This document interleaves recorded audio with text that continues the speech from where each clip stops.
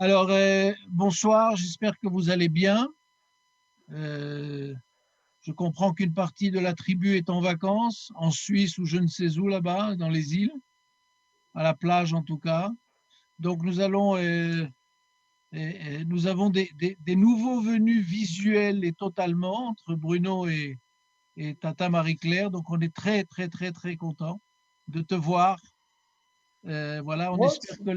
on espère que les autres tantes et oncles nous rejoindront au fur et à mesure. Ce sera sympathique. Voilà. Alors, on va aujourd'hui étudier c'est la paracha de Mishpatim. Et comme je l'ai marqué, comme toujours, toutes les parachutes sont très intéressantes, mais évidemment, celle-ci est particulièrement intéressante. Comme vous le savez, la semaine dernière, on lisait la paracha, nous étions tous ensemble, vous vous en souvenez peut-être, nous étions tous ensemble au pied de la montagne du Sinaï, nous avons reçu la Torah, les enseignements, les 10 paroles, etc. Et cette semaine, nous sommes donc dans la paracha de Mishpatim. La semaine dernière, c'était Yitro et cette semaine, c'est Mishpatim.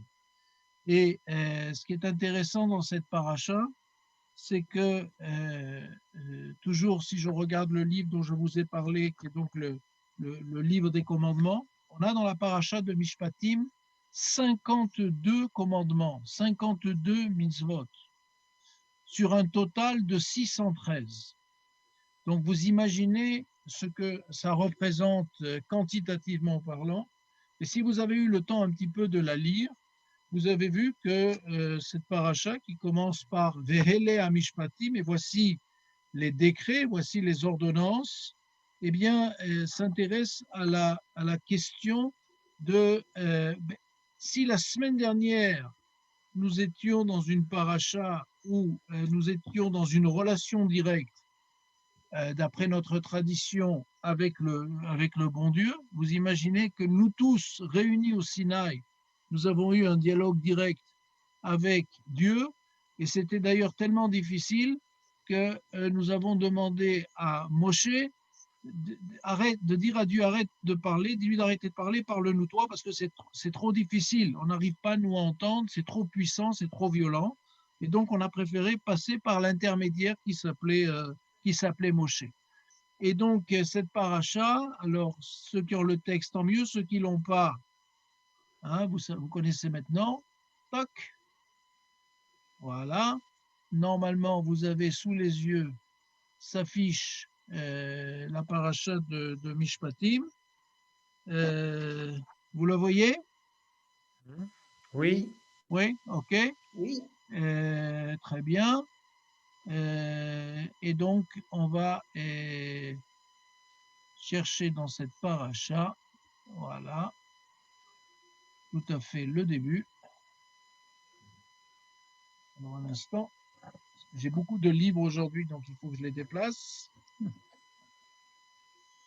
Et donc, dans cette paracha de Mishpatim qui commence au chapitre 21 et au verset 1.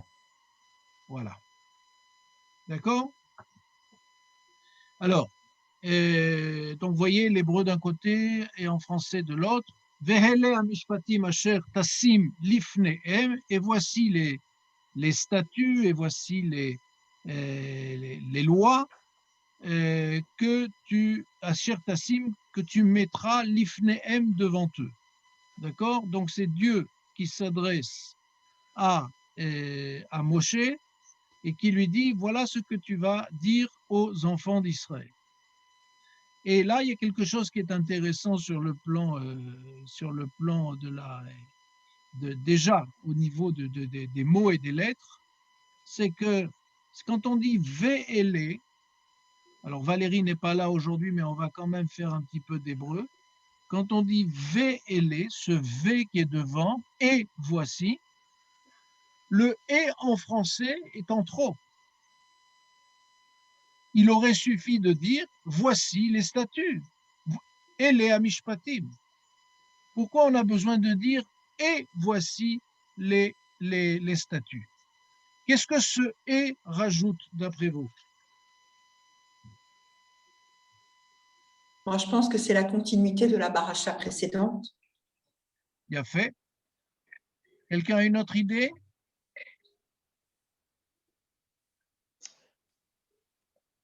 Ils se sont endormis, Non. les califats, ou ils sont encore là? Non, non, ça va, elles sont là, elles sont là. Elles mangent et elles rigolent, tout va bien. Donc, dans ce que vient de dire Germaine, il y a effectivement une réponse, mais une réponse qui est très, très importante. C'est pour lier la paracha de Yitro à notre paracha. Et là, on en avait parlé la semaine dernière.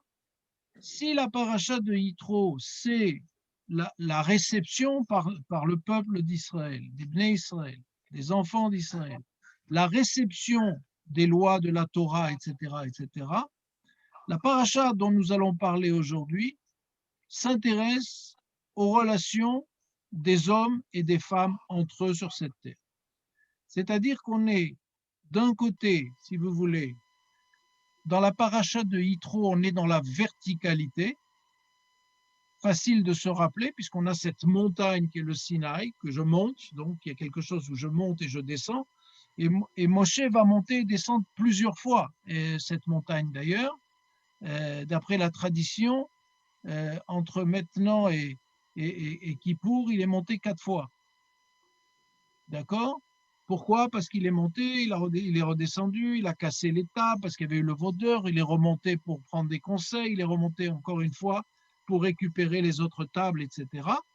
Et donc, dans cette paracha donc, de la semaine dernière, on s'est occupé de verticalité, on s'est occupé de la relation de l'homme avec Dieu, on s'est occupé, en hébreu ça s'appelle des mitzvot, des commandements, ben Adam la makom, entre l'homme et ce qu'on appelle hamakom, qui veut dire en hébreu l'endroit, avec un E majuscule. C'est une manière de dire Dieu parce qu'il occupe tout le makom, il occupe tout l'endroit, il occupe toute la place. Et donc on a l'habitude d'appeler, on a appelé l'ensemble des commandements, des mitzvot entre Dieu et l'homme, s'appelle mitzvot ben Adam, entre l'homme et la makom, entre l'homme et le makom, entre l'homme et Dieu. Dans cette paracha de Mishpatim,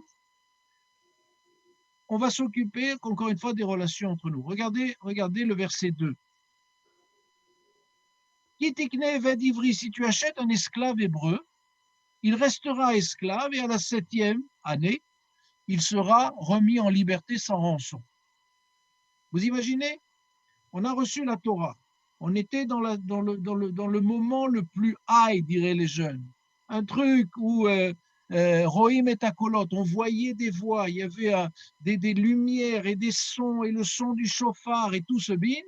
Et quelle est la première règle qu'on nous donne après avoir vécu tout cela, qui est un grand moment? C'est si tu achètes un évêque d'Ivry, si tu achètes un esclave hébreu. Est-ce que vous ne trouvez pas qu'il y a une espèce de chute dans cette, entre d'un côté cette relation entre l'homme et Dieu, et de l'autre côté cette relation avec un esclave? C'est quoi un esclave hébreu dans notre tradition? C'est au point de vue, si vous voulez, au plus bas de l'échelle sociale. Alors il faut faire un effort très important. Et comme je l'ai dit et je le dirai chaque semaine, la traduction est une trahison. Donc, quand on entend le mot d'esclave, n'imaginez pas la traite des Noirs aux États-Unis, n'imaginez pas l'esclavage sexuel dans les pays, dans un certain nombre de pays aujourd'hui. Quand on parle d'un esclave hébreu, c'est très souvent des personnes qui n'arrivant pas, par exemple, à vivre, à avoir une indépendance économique, vont voir un grand propriétaire et lui disent, écoute, moi, je n'ai pas la possibilité, je suis prêt à travailler pour toi. Vous entendez une perceuse derrière moi? Ouais, c'est quoi? Je ne sais pas pourquoi il y a mon voisin qui a décidé de faire des travaux juste maintenant. Mais il est con, celui-là. Disons que comme il n'en fait pas beaucoup, on ne peut pas lui en vouloir, mais ce n'est pas forcément le bonheur. Donc, il y a dans cette relation là quelque chose de très important, c'est que c'est c'est la personne qui n'est pas en capacité d'être autonome et de vivre, qui vient dire à quelqu'un qui a les moyens, je serai ton esclave. Et là, il travaillera pour lui au maximum 6 ans. D'accord? Et on va le libérer la 7e année. Vous savez que nous aimons bien beaucoup le chiffre 7. C'est le Shabbat. C'est quand on parle de la 7e année, c'est aussi la Shemitah, c'est-à-dire cette année de repos de la terre qui permet à la terre de se reposer. Et quand on compte 7 fois 7 années, il y a ce qui s'appelle le Yovel, c'est-à-dire les 49 ans qui précèdent la 50e année, où là aussi c'est un événement dans le temps, extrêmement important. Donc là, on va se préoccuper de la relation avec celui qui est au plus bas de l'échelle sociale, l'esclave hébreu. Et donc, on a là un premier commandement. S'il vient, il va travailler 6 années, et la 7e année, tu le remettras en liberté. Et on continue, parce qu'en 6 ans, il s'est peut-être marié. Alors je pourrais dire, toi, tu es venu, mais je vais garder ta femme. Non, s'il est venu seul, il part seul. Et s'il est venu marié, sa femme partira avec lui. Voilà. Et regardez le verset 4. Si son maître lui a donné une femme, ça veut dire si, pendant qu'il était en esclavage, alors effectivement, il s'est marié, il a eu des fils et des filles, etc. C'est avec le reste appartiendra. Donc, il y a là un ensemble de règles qui nous permet de vivre ensemble avec quelqu'un, encore une fois, qui est au plus bas de l'échelle. Et là arrive quelque chose qui est très, très intéressant, qui est le verset 5. Vous l'avez sous les yeux? Et si l'esclave dit « Ahavti et Adoni » j'aime mon maître, « et ishti » ma femme et mes enfants, et je ne veux pas être libre, je ne veux pas être libéré. D'accord? Donc, c'est la personne qui est en situation d'esclavage qui dit « je ne veux pas être libéré la 7e année ». Et donc, qu'est-ce qui se passe dans ce cas-là? Alors, son maître, verset 6, va l'amener au tribunal. Et regardez bien ce qui se passe à ce moment-là. On le placera près d'une porte ou d'un poteau, et son maître lui percera l'oreille avec un poinçon, et il le servira indéfiniment. Est-ce que vous voyez la scène?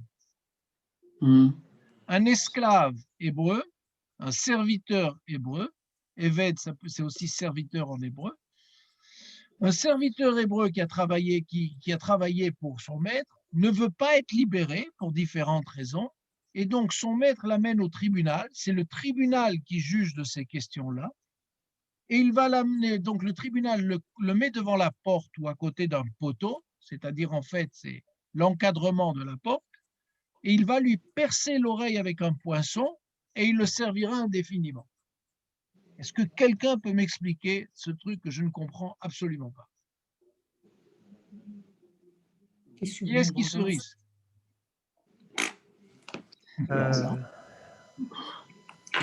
Aucune idée. N'hésitez pas. Alors là, je sais pas, ça fait penser à la mezouza qu'on met devant la porte. Il a fait, très bien, belle remarque. Quelqu'un a une autre idée? C'est peut-être parce qu'il ne va pas dans le sens pas des commandements, des paroles, l'oreille, parce qu'il a entendu les commandements de Dieu. Et il doit les suivre. Bien fait. Et qu'est-ce qu'ils disent, ces commandements? Le concernant, ils disent, à quoi servent toutes les règles que nous avons? Toutes les règles que nous avons nous servent à nous définir comme étant des hommes et des femmes libres. Écoutez bien ce que je viens de dire.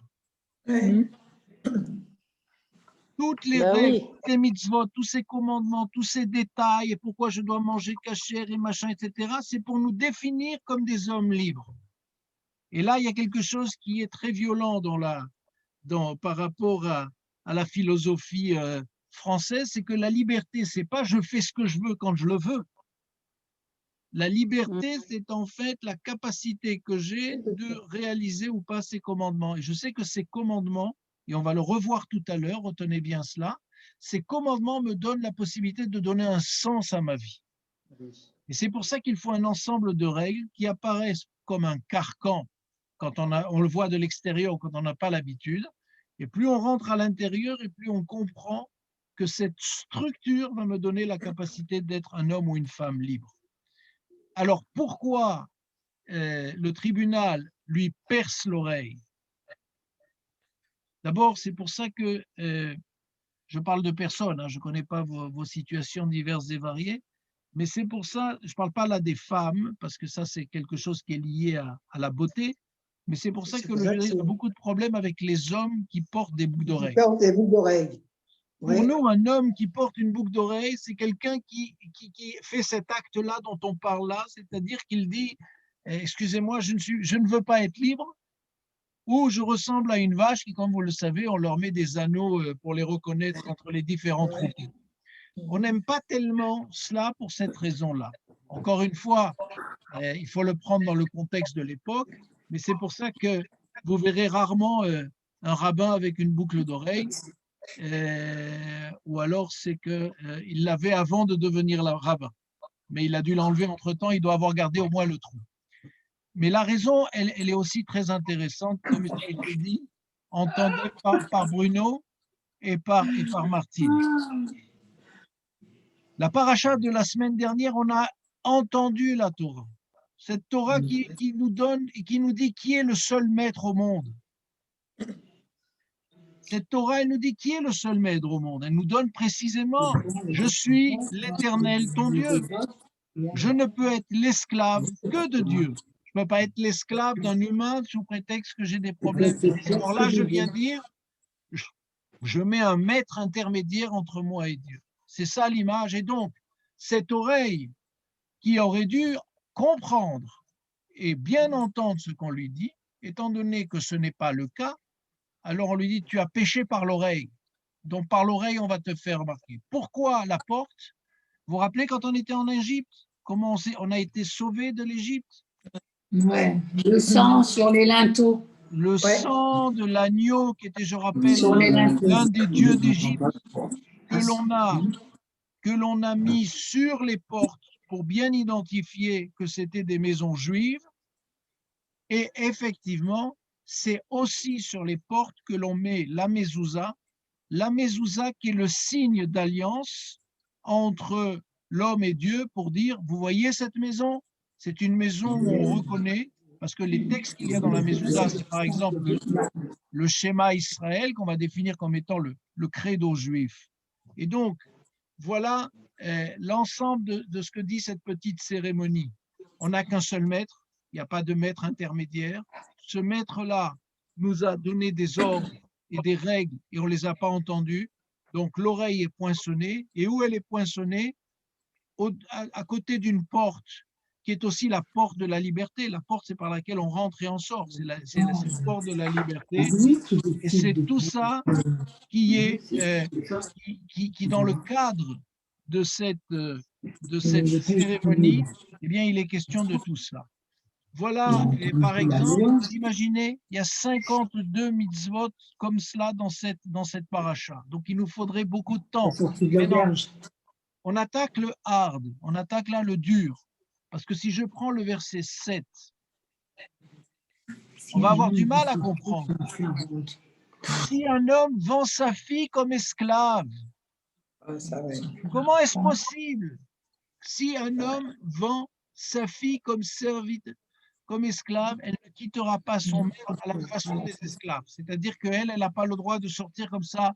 Au bout de 6 ans, il y a des règles qui sont différentes. Regardez le verset 8, le commandement suivant. Si elle lui déplaît, on parle de la fille que j'ai vendue à un autre maître. Si elle lui déplaît qu'il ne la réserve point à lui-même, il la laissera s'affranchir. Il n'aura pas pouvoir de la vendre à une famille étrangère après l'avoir déçue. C'est-à-dire qu'il y a là, je vous laisse lire le texte, vous l'avez aussi sous les yeux, mais vous imaginez bien que toutes ces règles-là sont des règles qui sont très difficiles à comprendre dans notre modernité. Ah ouais. Ça ne veut pas dire Claire. qu'elles sont caduques, ça ne veut pas dire qu'elles sont dépassées, ça veut dire qu'il faut essayer de comprendre qu'est-ce que le texte essaie de me dire, puisque la Torah est une Torah d'actualité, ce n'est pas une Torah qui a été donnée il y a quelques siècles, et donc il y a des trucs qu'on va réformer comme ça, c'est une Torah qui me parle aujourd'hui et maintenant, là où je me trouve et dans ma vie. D'accord? Et donc, il y a là des règles extrêmement importantes. Donc, je vous ai montré ces commandements parce qu'ils sont durs. Et si vous vous rappelez le commentaire qu'on avait fait il y a 15 jours, la Torah, elle est sympa quand elle nous raconte des belles histoires, comment il y a eu les plaies, on est sorti d'Égypte. C'est vachement sympa de savoir que nos ancêtres ont fait ceci, ont fait cela.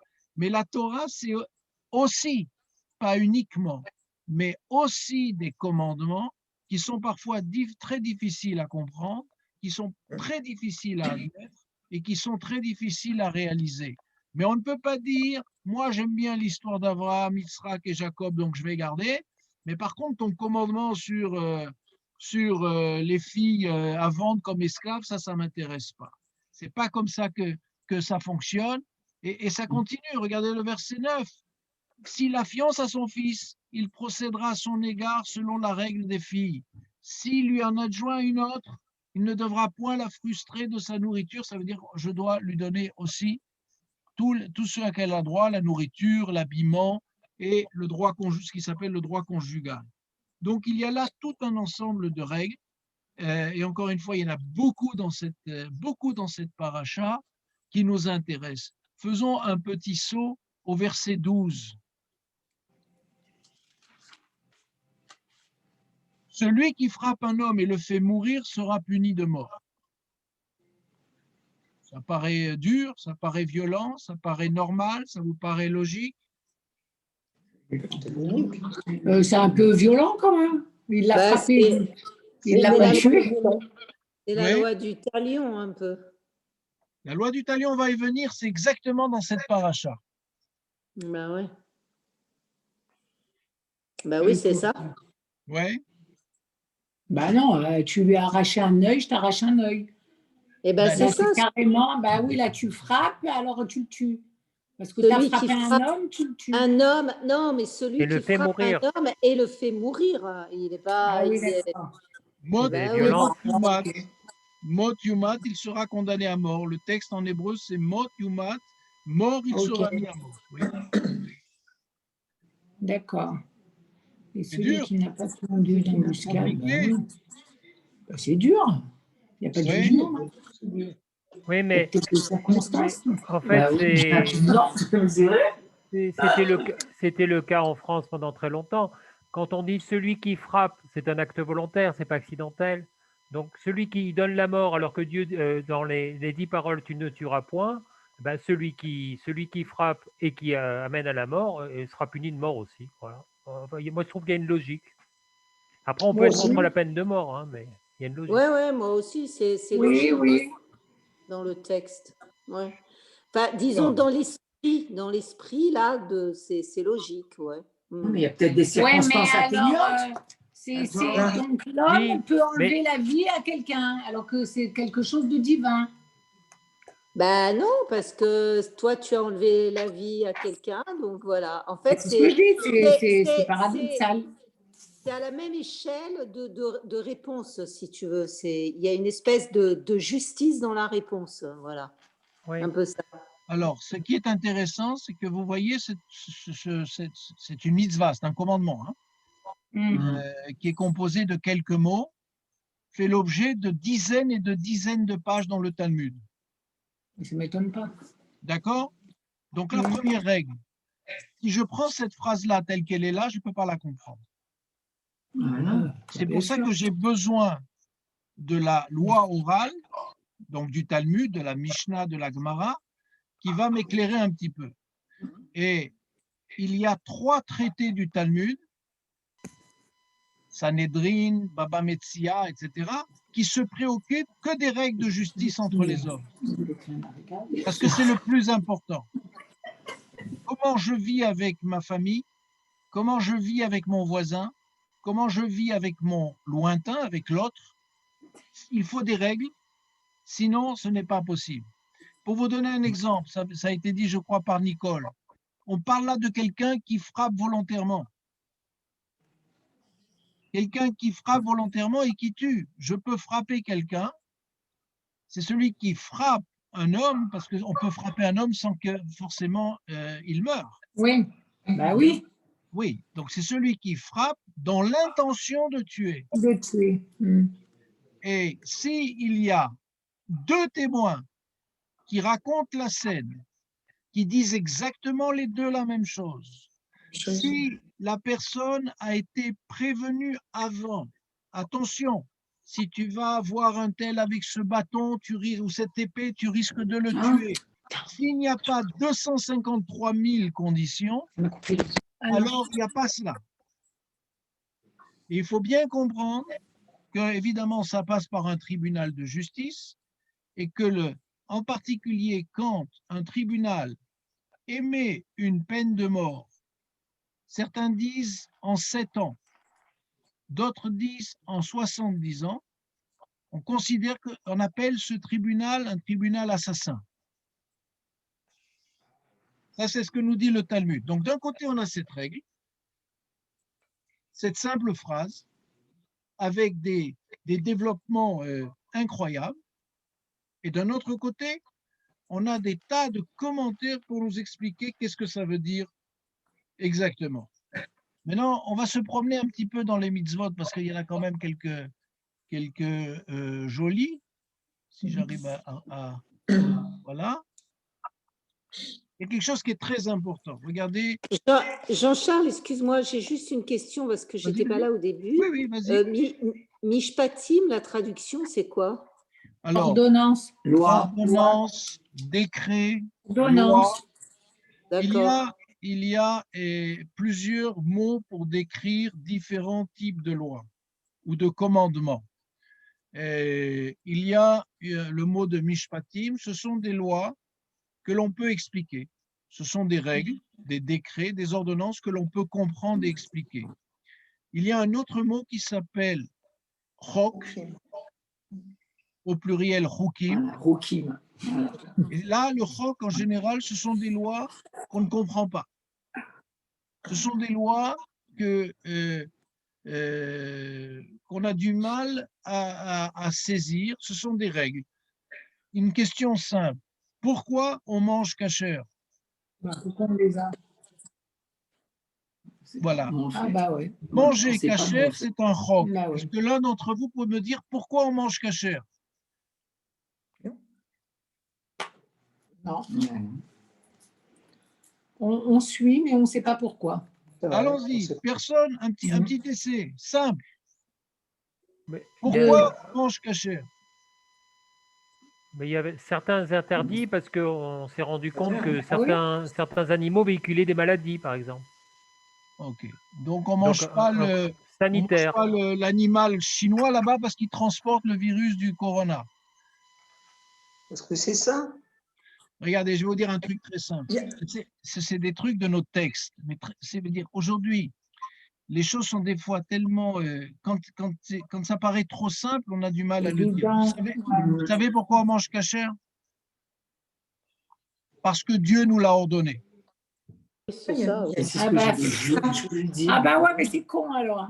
Bah, tu viens de dire que c'est un roc. Alors le roc, c'est on ne sait pas pourquoi quoi. Pourquoi? On comprend pas. Pourquoi on mange kasher?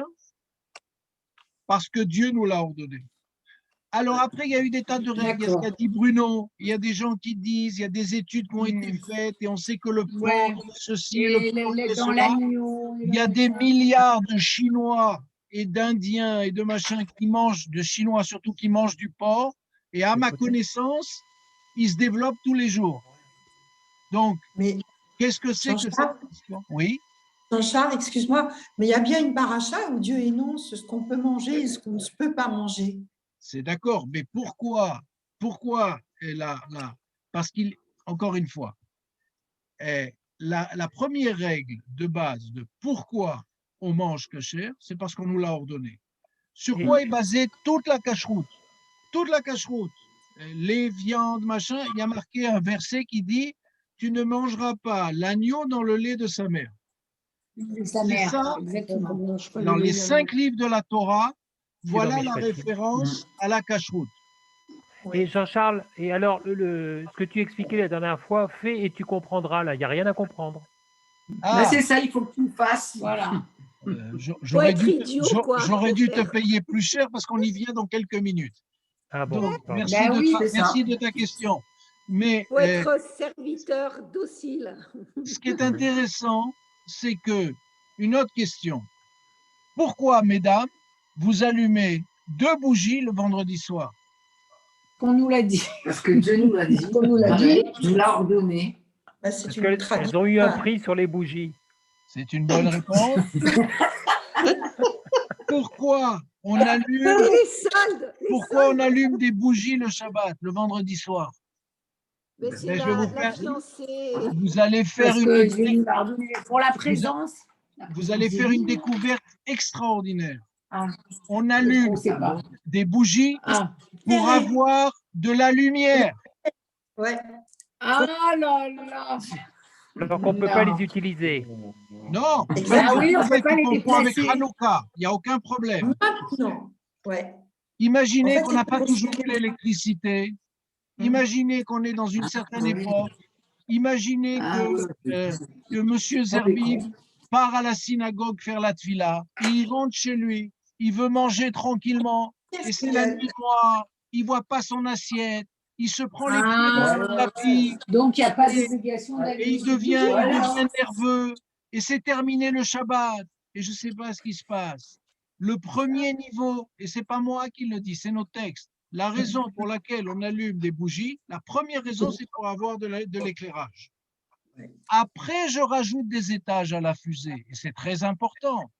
Mais le premier niveau, c'est j'ai besoin de lumière pour voir ce que je mange et pour voir mon épouse, mes enfants qui sont autour de la table, parce que la lumière, c'est la joie, c'est sympathique, etc., etc. Ensuite, pourquoi 2? Parce que une, c'est pour le Shabbat et l'autre, c'est pour les jours de la semaine.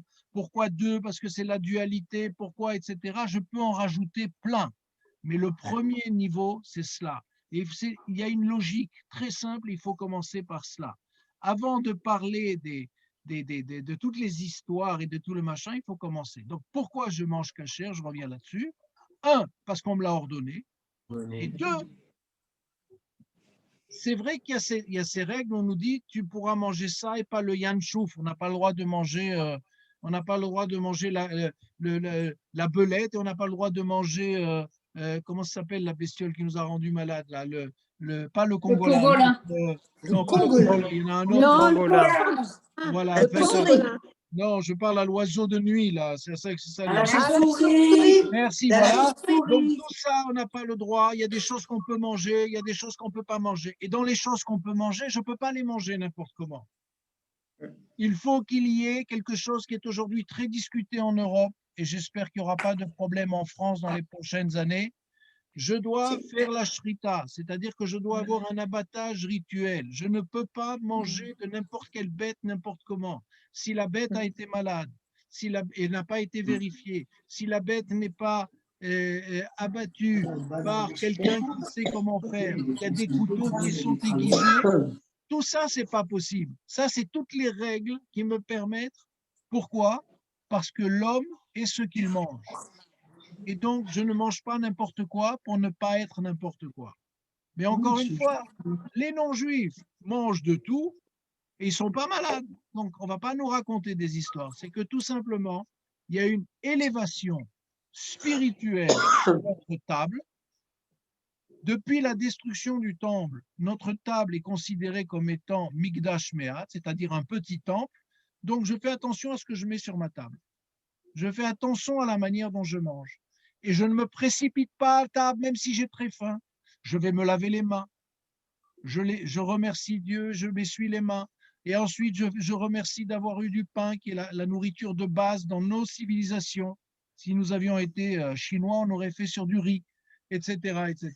Donc, il y a là un ensemble de règles qui fait que je me différencie de l'animal. Et je dis clairement, j'ai compris les règles que j'ai reçues au Sinaï, j'ai compris cette Torah et j'essaie de l'appliquer. C'est pas tous les jours, c'est pas tous les jours facile. Voilà un ensemble de choses, mais je voudrais, on revient au verset 6. Ah. Revenons au verset 6. L'otate mishpat ne fait pas fléchir le droit au procès. Vous êtes là? Verset 6. Ne fais pas fléchir le droit de ton prochain indigent s'il y a procès. C'est pas le verset 6. C'est pas. Ah non, on n'a pas ça. Hein. Non, c'est pas le verset 6. Je suis au chapitre 23, verset 6. Excusez-moi. C'est pas possible. J'avais oublié de vous dire pas suivre. Que j'étais dans. Excusez-moi, vous avez raison. Voilà. Chapitre 23. C'est ça. Verset 6. Voilà. Ne détourne pas le jugement. De ton indigent dans son procès. On était dans le. Regardez, l'otate mishpat en hébreu, donc on est dans les mishpatim. Mishpat en hébreu moderne, c'est les études que l'on fait. Les études que l'on fait pour devenir avocat sont des études de mishpatim. C'est comme ça qu'on appelle le droit. Le droit de procédure judiciaire. Le droit. Tu ne dois pas fléchir le droit, ça veut dire quand il y a un pauvre devant toi ou un faible, il faut que tu rendes la justice. Ce n'est pas parce qu'il est pauvre que tu dois le favoriser. Et ce n'est pas parce qu'il est le contraire, évidemment, est aussi clair. Ce n'est pas parce qu'il est riche qu'il faut le favoriser. La justice, c'est la justice. S'il arrive au Beth Mishpat, il faut au tribunal, il faut que le juge juge l'affaire, pas sur la personne.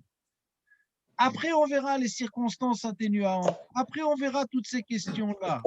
Mais s'il y a une affaire en justice, tu ne dois pas avantager le riche parce qu'il est riche et puissant, et tu ne dois pas avantager le pauvre parce qu'il est pauvre et qu'il n'a pas de moyens. D'accord? La justice doit être juste et droite. Après, il y a l'adaptation de la justice, c'est-à-dire il y a la peine avec laquelle je vais condamner le pauvre. Je ne vais pas, si le pauvre a fait une bêtise, je ne vais pas lui demander de payer des millions d'euros alors que je sais qu'il n'a pas 100 euros devant lui. Ça, c'est l'adaptation de la punition. Mais si je dois reconnaître qu'il est coupable, je dois dire il est coupable. Je ne dois pas dire le pauvre, il est pauvre, je ne vais pas le condamner en plus. Ça, c'est la question de la justice. Et quand une justice n'est pas juste, n'est pas droite, alors ça donne des sociétés qui sont terribles. Parce que c'est ce qu'on appelle shohad, c'est-à-dire toutes les possibilités de dessous de table et autres qui sont très... dictature.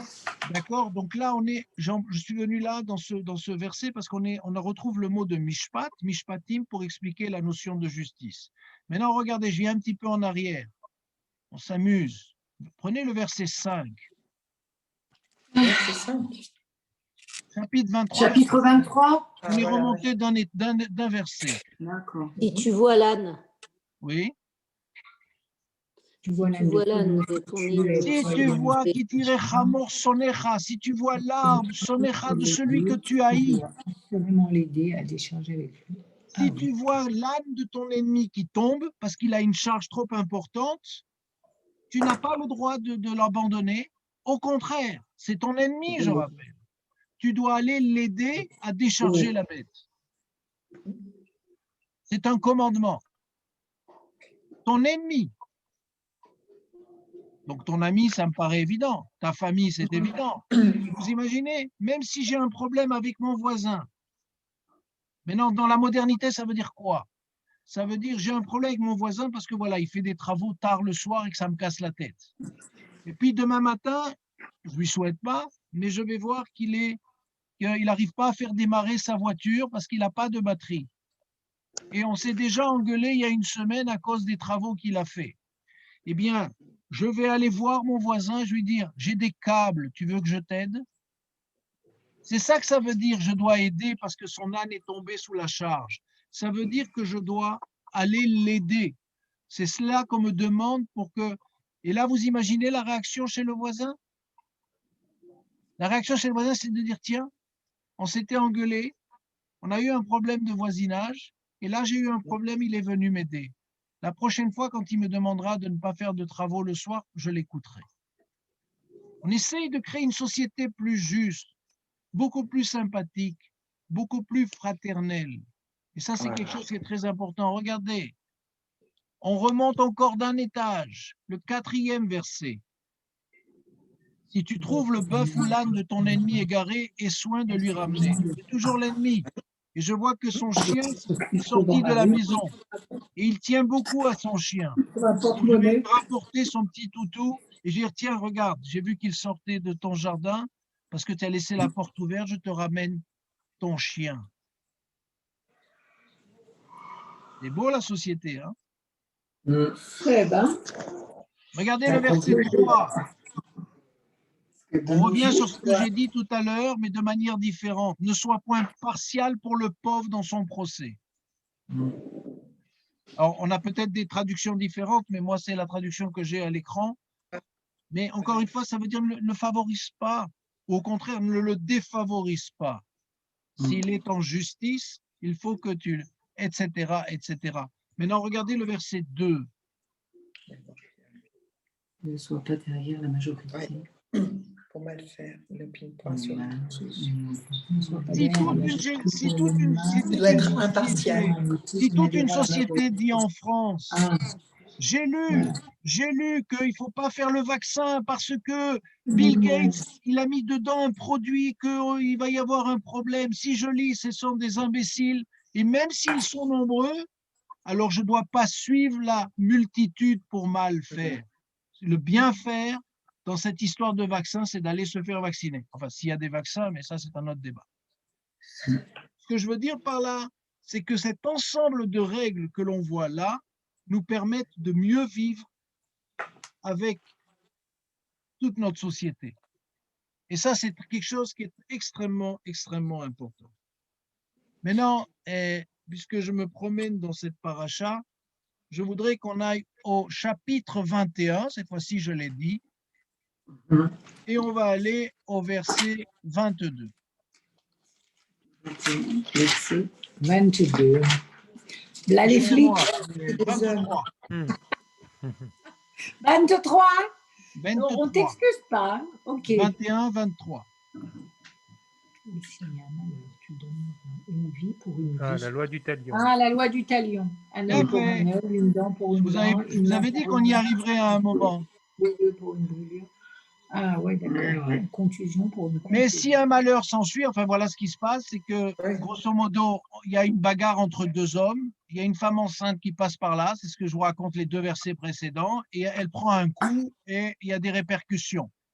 Et là, le texte nous dit 23, mais si un malheur s'ensuit, tu feras payer corps pour corps. Et le voilà ton talion, Martine. Œil pour œil, dent pour dent, main pour main, pied pour pied, ça continue, brûlure pour brûlure, plaie pour plaie, contusion pour contusion. La Torah est avare de mots et là, tout d'un coup, elle nous donne toutes les situations possibles. Mais non, ce livre, cette affaire-là nous a porté beaucoup de tort, au point que quelqu'un qui était en partie montpelliérain, parce que sa fille était mariée avec Brumel Elkies, il s'appelait Raphaël Drey. Et Raphaël Drey, qui était professeur de droit à l'université d'Aix-en-Provence, qui était constantinois d'origine, qui venait souvent à Montpellier, a écrit un livre sur la loi du talion où il montre, il a écrit énormément de livres, il est décédé malheureusement de maladie il y a quelques années, mais il était extrêmement brillant.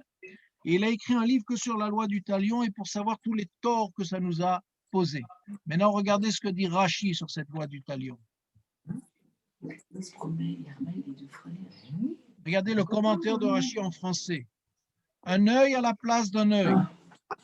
Celui qui rend aveugle l'œil de son prochain devra l'indemniser de la valeur de son œil. Il ne s'agit pas de crever l'œil de celui qui a fait ça. selon l'évaluation de sa dépréciation sur le marché aux esclaves.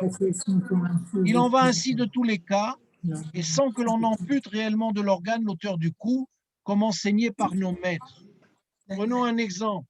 Si quelqu'un est pianiste et que je lui casse une main, c'est pas la même chose que si quelqu'un est chanteur et peut continuer à travailler parce qu'il a toujours sa voix. Donc, la valeur d'une main d'un pianiste n'est pas la même que la valeur d'une main d'un chanteur. Et la loi du talion dit la chose suivante. Tu dois rembourser en fonction de la réalité du dégât que tu as commis. Quelqu'un qui a besoin de ses yeux pour son métier n'est pas du tout au même niveau de paiement que quelqu'un qui a besoin, lui, de ses mains ou de ses pieds, ou etc., etc. Et c'est cela la loi du talion.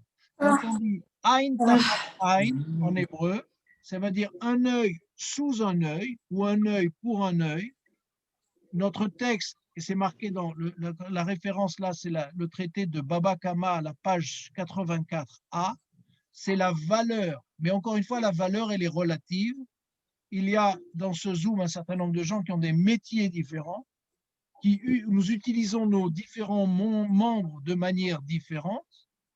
Et donc, en fonction de l'utilisation de nos membres, ils n'ont pas la même valeur et donc je dois les rembourser en fonction de cette valeur-là. Voilà la loi du talion dont on parlait tout à l'heure dans notre texte. Et juste, Jean-Charles, juste avant, Oui. il y a marqué corps pour corps. Oui. Là, ce n'est pas une partie, corps pour corps, c'est une vie pour une vie. Alors. Le 23, le verset 23. Oui. Qu'un malheur s'ensuit. J'essaye de retrouver le commentaire de... Ah oui. Et s'il y a un malheur, tu donneras une vie pour une vie. Voilà. Voilà. Alors, le problème, il est dans la traduction. C'est pour ça que je vous l'ai mis. En hébreu, c'est Ve'im ason, ce que j'ai mis en bleu là. Ve'im ason ihye, et s'il y a une catastrophe, un malheur, Venatata nefesh tachat nafesh. Vous entendez nefesh? Vous avez déjà entendu ça souvent, le mot de nefesh? Âme, âme. Ça ne veut pas dire le corps. Âme. Il y a plusieurs mots pour décrire, mais nefesh, c'est effectivement aussi, c'est l'âme. C'est-à-dire que c'est à la fois, mais c'est compliqué parce que il faut comprendre quand on dit qu'on ne mange pas de sang, parce que quand on mange le sang d'un animal, on mange son nefesh, c'est-à-dire son âme. Ça veut dire que ce n'est pas son corps que l'on mange. Et donc, voilà comment il faut comprendre nefesh, c'est-à-dire que quand il y a un coup, et regardez ce que dit Rashi, le commentaire de Rashi, nos maîtres sont en désaccord à ce sujet. C'est génial, c'est la Torah, c'est pas rien. Et là, il dit nos maîtres sont en désaccord à ce sujet. D'aucuns soutiennent que le mot âme est à prendre au pied de la lettre, donc on doit retirer l'âme de la personne.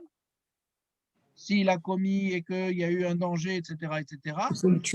D'autres professent qu'il s'agit d'argent et non de la vie elle-même. Donc, on a toujours cette tension entre le fait qu'on essaye d'évaluer, et c'est ce qui se passe dans un procès, Bruno, si je ne me trompe pas.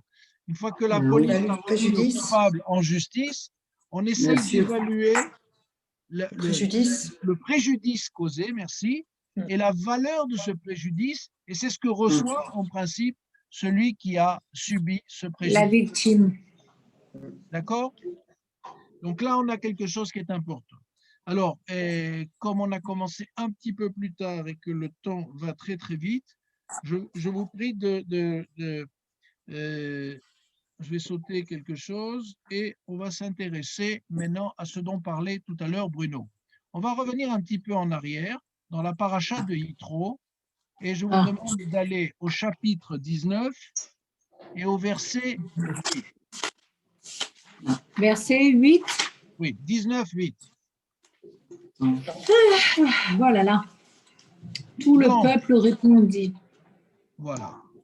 Et ils dirent, Regardez tout ce bien. qu'Hachem a dit, nous le ferons. Je réponds à ta question là, Bruno, de tout à l'heure. En tout cas, j'essaye. Tout le peuple répondit. Donc, on est au Sinaï. On est revenu à la paracha de Yitro de tout à l'heure, d'accord? On est au Sinaï. On vient d'entendre les règles. Et voilà quelle est la réponse du peuple.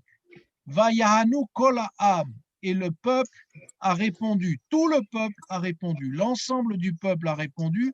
Yardav. C'est un mot très important. En français, on traduit par d'une voix unanime. Yardav, Yachad, c'est l'unité, c'est-à-dire tous ensemble. Regardez bien, c'est l'un des rares moments où l'ensemble du peuple d'Israël était uni. Il n'y en a pas beaucoup dans notre histoire où on dit tous la même chose au même moment. Vous pouvez les compter sur les doigts d'une main estropiée. Et dans ce moment-là, on dit tout ce qu'a dit l'Éternel, Nous le ferons. Kol Asher Diber Hashem Naase. Bruno, tu remarques qu'il manque une partie de ce que tu as dit tout à l'heure? Benishma. Il est où le Benishma?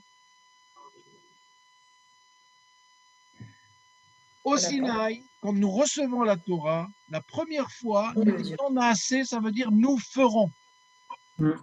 On a dit la semaine dernière que c'était contraire à ce que la logique de la culture occidentale, qui est d'abord j'ai besoin de comprendre, si je suis d'accord, je ferai. Ce que nous avons dit à ce moment-là, c'est Naase, on fera. Pas mal, et tous ensemble, et d'une seule voix. C'est très intéressant et très compliqué à la fois. D'accord? Donc, on a dit qu'on recevait cette Torah, nous sommes d'accord. Maintenant, on est au verset 19 et je vous propose d'aller un petit peu plus bas au verset 17. On est au chapitre 19, verset 17. Moïse fit sortir le peuple du camp à la rencontre de Dieu. Vayotse Moshe et Aham, et donc Moïse va faire sortir tout le peuple du camp, l'ikrat à Elohim, devant Dieu. Et là, il y a une phrase, en français, ça vous paraît simple, en hébreu, c'est incompréhensible. Et ils s'arrêtèrent au pied de la montagne. C'est bien, non? Pourquoi on leur a interdit de monter sur la montagne? Donc, ils s'arrêtent au pied de la montagne. Le problème, c'est que le mot que je mets en hébreu là, que je mets en bleu en hébreu, betartit, ça ne veut pas dire au pied. Ah. Ça veut dire quoi? Sous la montagne. Si vous avez fait de l'hébreu, c'est comme ça qu'on dit tachat, bitachat, sous. Quand on dit que je sais pas moi, la feuille est tombée sous le bureau, on dit mitachat à shulchan avoda, sous. Alors, quelqu'un peut m'expliquer qu'est-ce qu'on fout sous la montagne? Il y avait un nuage, non? C'était un nuage. Parce qu'elle était enveloppée. Elle était complètement recouverte. On aurait dit sous on ne la voyait pas, la montagne. On aurait dit on la voit pas. Sous le nuage. On la voit pas. Hein? On la voit pas. On la voit pas, la montagne. Comme il y a le nuage, on voit que le sommet, donc on a l'impression d'être en dessous. Ok, alors regardez bien. Regardez bien à quoi ça va s'amuser le Midrash. Vous lisez, ils se tinrent sous la montagne. On est d'accord? Ouais. C'est la traduction de notre verset. Il y a bien marqué là, sous la montagne. Et écoutez bien, lisez bien ce qui a marqué. D'accord? Et comme je dis toujours, où ils avaient fumé quelque chose, ou alors ils avaient abusé sur l'anisette. C'est assez impressionnant. Cela nous enseigne que la montagne fut déracinée, puis ils se tinrent en dessous, comme il est dit, vous rapprochèrent et vous taire sous la montagne. C'est notre... À ce sujet, il est explicité dans la tradition.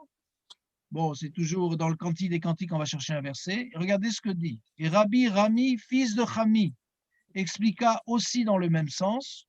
Cela nous enseigne que Dieu a retourné la montagne sur eux comme un tonneau. Et il leur dit, si vous acceptez la Torah, tant mieux. Sinon, ici sera votre tombeau. Ainsi qu'il est dit, ils se tinrent sous la montagne. Ah, bah alors s'ils n'acceptaient pas la Torah, ils les tuaient tous. Ils n'avaient pas le choix. Ils n'avaient pas le choix alors. Pas ils les tuaient tous. Ils nous tuaient tous. Ils nous tuaient puisque tous, nous étions oui. là-bas. Oui. Alors, il est où le libre arbitre? Alors, Il est où le choix? Il est où la possibilité que j'ai de faire ou de ne pas faire? et d'être Ouais. libre. Ben là, tu peux pas. Mais tu peux pas. Ah, Mais c'est regardez. imposé. Regardez l'imagination. Donc, il y a un mot. Regardez d'abord comment ça fonctionne sur la forme. Il y a un mot. Il y a un mot qu'on ne peut pas comprendre. Qu'est-ce que ça veut dire? Ils sont tachat, betartit. Qu'est-ce que ça veut dire? Ils sont sous la montagne. Donc, le Midrash, les sages, les commentateurs vont s'engouffrer dans cette brèche et raconter des histoires, etc., pour nous enseigner des choses. Ce qu'on vient nous enseigner ici, c'est que quand on dit Dieu a pris la montagne, il l'a retourné sur ses têtes comme un tonneau. C'est quoi? Pourquoi un tonneau? En hébreu, ça s'appelle, il y a l'hébreu au-dessus, Ark et Gigit. D'accord? Bon, il y a l'hébreu, faites-moi confiance, c'est Ark et Gigit. Je reste sur le français. Qu'est-ce que ça veut dire? Il a pris la montagne, il a fait tourner sur leur tête comme un tonneau. Mais comment dirais-je, un retournement spirituel. Il les a enfermés. Regarde, Un retournement. dans un tonneau, on met des liquides. Il avait trop bu. C'est possible aussi. Dans un tonneau, on met des liquides. Un liquide, quand il est dans un tonneau, si je fais tourner le tonneau, qu'est-ce qu'il fait le liquide? Il tourne et il revient sur lui-même. Et nos sages d'expliquer. Il leur a montré, il leur a dit, voilà, maintenant vous avez le choix. Soit vous appliquez mes règles et vous aurez des objectifs dans votre vie, vous aurez un pays vers où aller, vous aurez des commandements, vous aurez des règles pour vivre ensemble, soit vous serez comme des miskénim, comme des pauvres gens qui sont dans un tonneau et qui tournent sur eux-mêmes, qui n'ont pas de début, qui n'ont pas de fin, et ça tourne sans passé et sans avenir, même sans présent. Qu'est-ce que ça dit? Qu'est-ce que ça dit, Des hamsters. Aussi des hamsters, effectivement. C'est une belle image, cet hamster qui dans son machin là, qui tourne et qui tourne et qui tourne. Voilà, c'est ça. Mais on pense qu'il fait du sport. Mais regardez cet exemple. Donc on a là quelque chose qui est extraordinaire. Il leur dit, prenez, faites ce que je vous dis et ça donnera du sens à votre vie. Sinon, vous serez comme ce liquide qui tourne indéfiniment dans un tonneau, sans avenir, sans passé, sans rien du tout. D'accord? Et c'est cela l'idée de ce tartite qu'on aurait sinon du mal à comprendre. Et je voudrais donc, ils ont dit tout à l'heure, Bruno, tu te rappelles, ils ont dit Nassé, nous ferons. Ils vont le dire une deuxième fois. Regardez le verset 18. Quand tu dis Kernichim, tu ne comprends pas. Ah, les Roukim. Les Roukim. On était au verset 19, au verset 8, où on a dit nous ferons. Nous sommes d'accord? Oui, c'est nous. On est d'accord? On est où là? On était au verset 19. Là, on a terminé avec notre histoire de sous la montagne. On va changer. On va revenir à notre question. Maintenant, ce qui m'intéresse, c'est on va aller au chapitre 24 et au verset 3. Chapitre 24 de Mishpatim. Ben oui, on est ici. Oui, 24, 3. Attends, moi je suis sur trop. 24. Verset 3. Oui. Verset 3, tiens, là. Ok. Et là, on nous dit, Moïse de retour transmis au peuple parce qu'il était en haut de la montagne, il descend, il va transmettre au peuple tout ce que Dieu lui a dit, etc. Et que va dire? Nous les ferons. Ouais. Oh, l'advarim asher diber Hashem, naaseh. Ouais. Bruno, il est où ton Nishma? Il n'y a pas. Il n'y a toujours pas. Avant d'arriver à cette formule, à 2 reprises, nous avons Il y a dit des nous mots forts. ferons. Mm. Il y a là une démarche éducative. Quand les enfants sont petits et qu'ils viennent avec 1 million de questions et qu'on n'a pas toujours la patience de leur répondre, alors on lui dit fais, tu comprendras plus tard, mais fais, accepte d'abord d'être dans le faire et un jour, peut-être, tu comprendras de quoi il est question. D'accord? Toujours est-il qu'il y a là une règle qui est une règle extrêmement importante, qui est nous sommes dans le faire. Et c'est ça, être juif, c'est pas uniquement d'avoir des grandes discussions et des grandes théories, c'est aussi de mettre les tefilines le matin et de respecter des commandements et des mitzvot. Et ça, c'est quelque chose qui est très, très important. Et à ce moment-là, on reste au chapitre 24 et on va au verset 7. Bruno, c'est pour toi. Donc, tu vas le lire. Et il prit le livre de l'Alliance, dont il fit entendre la lecture au peuple, et ils dirent: tout ce qu'a prononcé l'Éternel, nous l'exécuterons docilement. Voilà. Alors, ce docilement, cette exécution docile, si vous avez une traduction un petit peu plus fidèle, c'est Vaïkar Nous Sefer obéirons. Abérit. Et donc, Moïse va prendre le livre de l'Alliance. Si quelqu'un peut m'expliquer de quel livre on parle, parce que tout d'un coup, il y a un livre, alors que Bah oui. Gutenberg n'existe pas encore, hein, je vous rappelle. Et donc, il y a énormément de commentaires pour essayer de comprendre c'est quoi ce livre de Bérit, de l'Alliance. On n'a pas le temps ce soir, on y reviendra peut-être un jour. Vaïkra Beozne Aman, tiens, et il va le lire Beozne, aux oreilles du peuple, tiens, l'oreille. L'oreille qui revient tout d'un coup à ce moment-là, Beozne Am, Vayomru, et ils répondirent, Kol Asher, tout ce que Hachem, tout ce que Dieu a dit, Naase Venishma, nous ferons et nous comprendrons. Je ne sais pas ce que ça veut dire docilement. Non, nous obéirons. Naase Venishma. Nishma, Shomea, c'est avec l'oreille encore. C'est-à-dire que ça demande, et je vous rappelle que 2 fois par jour, nous disons Shema Israël. C'est-à-dire qu'il y a une écoute qui est une écoute qui me permet d'avoir une compréhension des choses. Et donc, 2 fois, avant de dire on fera et on comprendra, nous avons dit nous ferons. Et très souvent, on oublie ces 2 étapes-là. Et donc, cette paracha va se poursuivre avec énormément de règles, nos 52 mitzvot, et bien nous apprendre que le judaïsme, c'est une réflexion, c'est une étude, ce sont des commentaires, mais on est aussi dans le faire. Si j'apprends, et encore une fois, l'idée de la montagne de tout à l'heure, on l'a déjà dit si vous vous rappelez, c'est que nous avons une liberté individuelle, mais nous n'avons pas de libre arbitre ni de liberté au niveau collectif. Et que si tout le peuple d'Israël décide de changer une règle, alors on prend la montagne et on nous écrase avec. C'est-à-dire que ce Har Sinaï, cette montagne du Sinaï qui est là, au-dessus de nos têtes, comme une épée de Damoclès, parce que nous devons accepter la Torah. Et puisque nous sommes, dans quelques semaines, il va y avoir une fête très importante, Purim. Dans notre tradition, Tata, je me régalerai à manger tes bons gâteaux.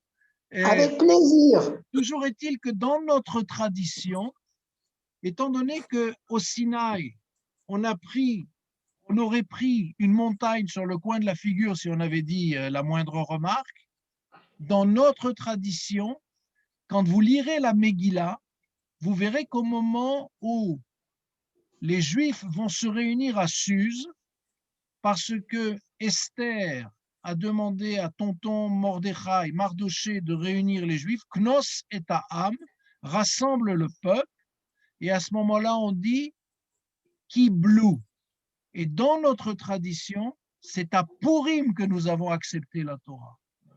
Il a fallu au Sinaï, on n'avait pas le choix. À Purim, nous avons accepté la Torah. Quand on s'approchera de Purim, on en reparlera.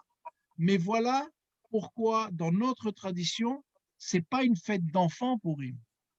C'est une fête extrêmement sérieuse, puisque c'est l'une des rares fêtes que nous garderons quand le Mashiach sera là, quand on sera d'autres temps la fête de Purim, qui n'est pas uniquement la fête du déguisement et des gâteaux et des machins. Tout ça, ça a une signification, c'est important, mais c'est pour nous une fête qui a un sens. Et en tout cas, voilà, nous avons aujourd'hui dans cette paracha été obligés d'accepter la Torah, mais dans quelques semaines, nous allons l'accepter dans la joie qui est la joie de Purim. Et pas uniquement parce qu'on boit et qu'on doit être sous, ça c'est des bêtises modernes. Il n'y a aucune obligation de se saouler là, de cette manière-là, de cette manière violente. Voilà en tout cas ce que cette paracha vient nous voir et pourquoi il y a ce vav qu'on a vu Vehele Amishpatim. D'un côté, il y a cette relation avec Dieu qui est importante. De l'autre côté, il y a cette relation entre les hommes. Et si je n'ai pas les deux à la fois, alors je ne peux pas vivre dans une société qui est une société de justice. Je ne peux pas vivre parmi le peuple d'Israël ou parmi l'ensemble de l'humanité. Parce que dans les lois qu'il y a, vous voyez aussi, il y a des règles par rapport à respecte l'étranger parce que tu as été toi-même étranger en Égypte. Dans Mishpatim, c'est là où on retrouve, et c'est même l'une des phrases les plus répétées dans la Torah, respecte l'étranger parce que tu as été étranger en Égypte. Voilà, donc 52 commandements, on en a traité 2-3. Vous avez encore du travail sur la planche. Jean-Charles, combien il y en a de commandements alors? 52. 52. Ouais. Sur un total de 613. Hein. Donc ça fait beaucoup. Sur un total de 613. Jamais. Ouais, c'est beaucoup quand même. Ouais, c'est beaucoup. En pourcentage, c'est beaucoup. Voilà. Des questions, des remarques? Il y avait des choses pas compréhensibles. Alors, c'est pas le Caire, machin. Quoi? T'es con, quoi.